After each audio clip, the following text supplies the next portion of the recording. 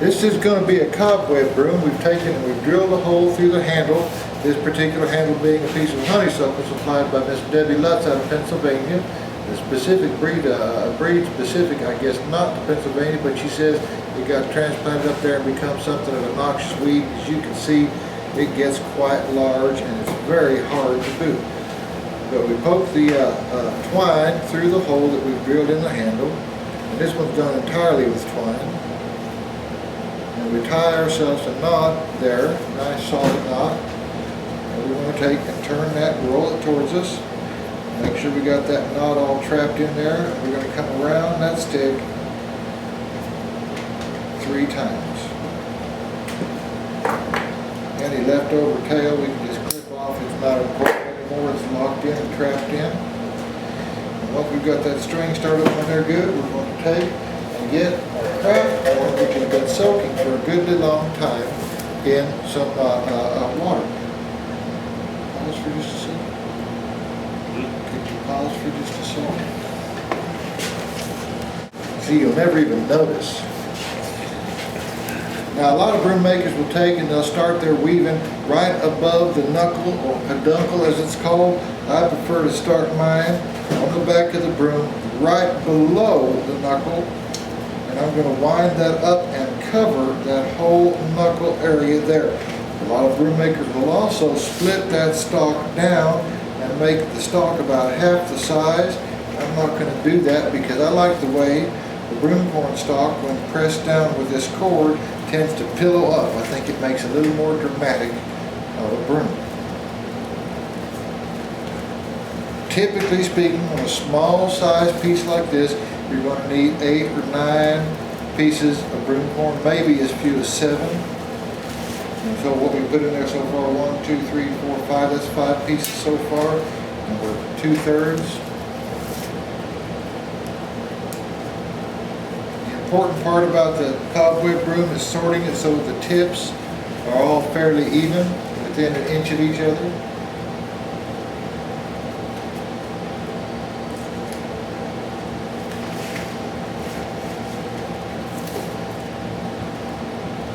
If they're a little bit long, you might get away with trimming, but you can never add broom corn back in, so make them longer rather than shorter.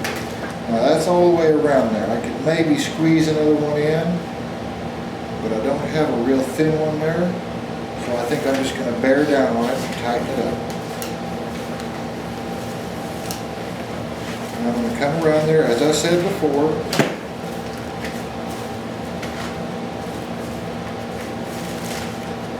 just to completely cover up that knuckle. So that typically takes about 5 or 6 turns of the twine. And here I am at the back with the knuckle primarily covered. I'm going to hold that in place with my thumb and lift the twine up underneath that piece of stalk. And repeat. This is especially attractive on a twisty stick, where you get that plat that you're putting in there to go up and around the twisty stick. But it looks nice on just almost any stick you want to throw at it.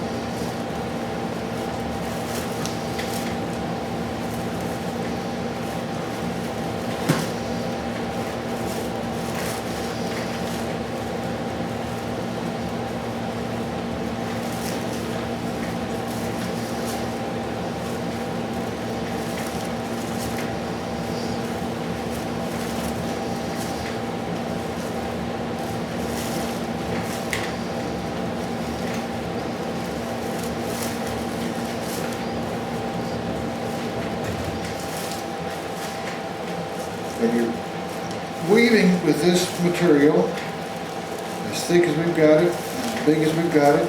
It's important to have it soak a good long time.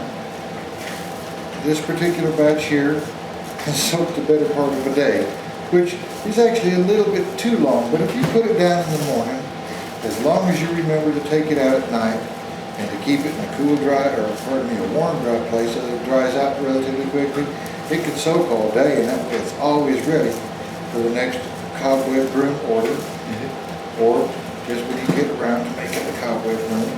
And if you get your your craft corn all sorted out and prettified, it'll be ready for the next shaker broom order.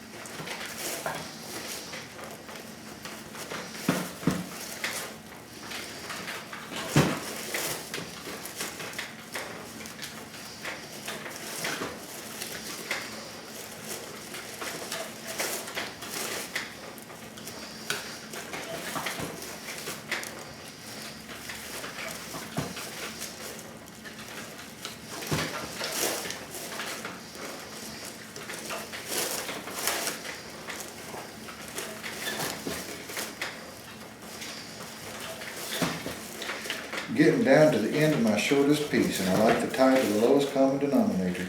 So I'm going to tie to that shortest piece and then I'm going to bind it off. So about right there. And I'm going to come around underneath this one more time, around to the back of the broom. There's the back. I'm going to go into that one more time. We're going to insert our ripcord.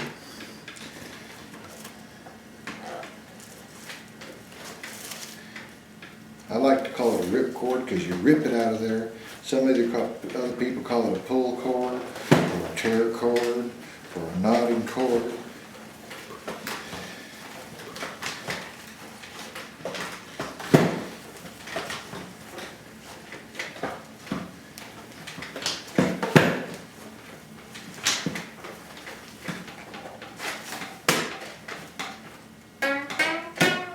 Extraordinary amounts of tension to mash down that full stalk.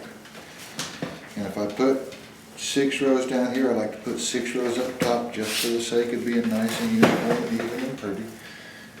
Hold that in place with my thumb, snip it off, poke it back through, yank it out, and give myself about 1 inch. Maybe even a little bit more, because this will relax a little bit as it dries, but it'll still be plenty tight. That's not coming off that handle. To finish out the tops, I'm going to take and snip at an upward angle. And you can use a knife to do this, you can use your snips to do this.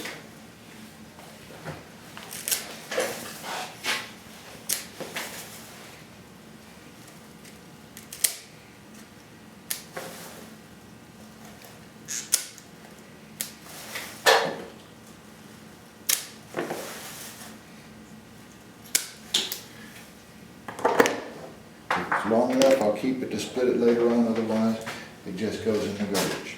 We'll stitch it, and we're not going to singe that off until it dries, because wet nylon, and this is being soaked as much as it was, wet nylon won't singe, so we're going to leave that till it's dry, and we're going to stitch it right up about here, and this one will be done.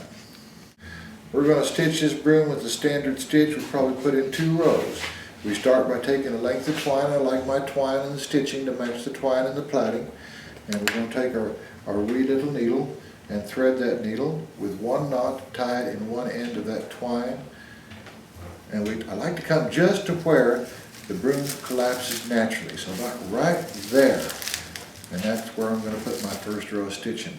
Now since I have that as the back of the broom, I'm going to start over here and run it through about 1/5 directly to the back of the broom if I can, or 2/5, because what I want to do is I want to create a star internal to the broom. I'm going to pull that knot up inside the broom, and I'm going to wrap the twine around the broom twice.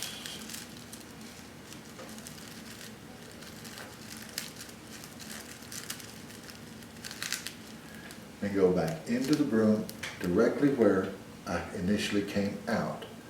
And I'm still going to try and create, just think about drawing a star. You start at the point and you draw, first you draw one leg of that star. Pull it all the way through. And then you go up there and you draw the first arm of that star.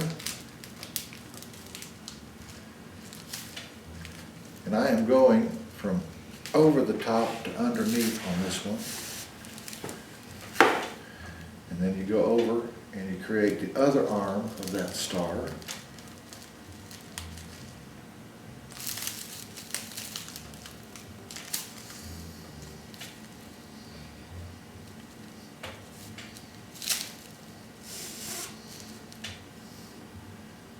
And then you go to the other leg of the same star.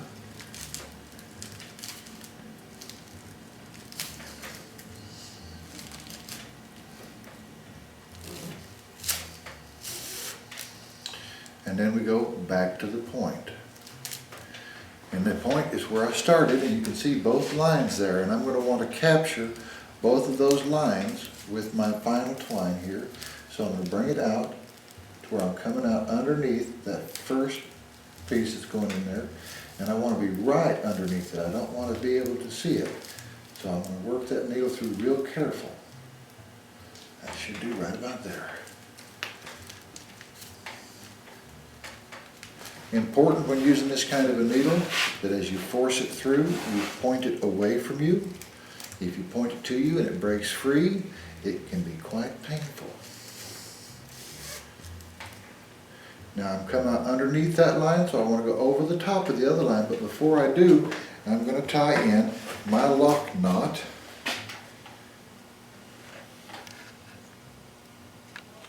About 1/2 inch from the head of the broom.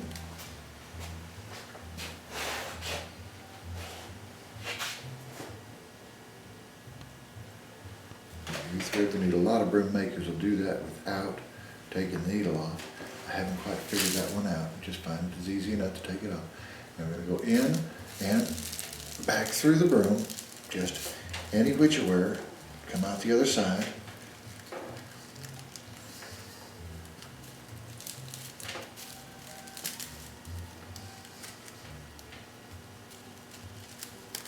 As that broom gets tighter, that needle gets harder and harder to move through. You may wish to use a stitching cuff. And we're going to pull it in so that knot sinks down into the broom. And then we're going to take our scissors and pulling on that twine just a little bit, we're going to distort the broom, but we're going to pull and we're going to snip, and the elasticity of the broom corn and the cord will cause it to soak up, or rather to snap back into the broom. And if we've done it right, you will be able to, you will not be able to, without really close observation and knowing what you're looking for, see where the stitching started and where the stitching stopped. It's all hidden up inside the broom.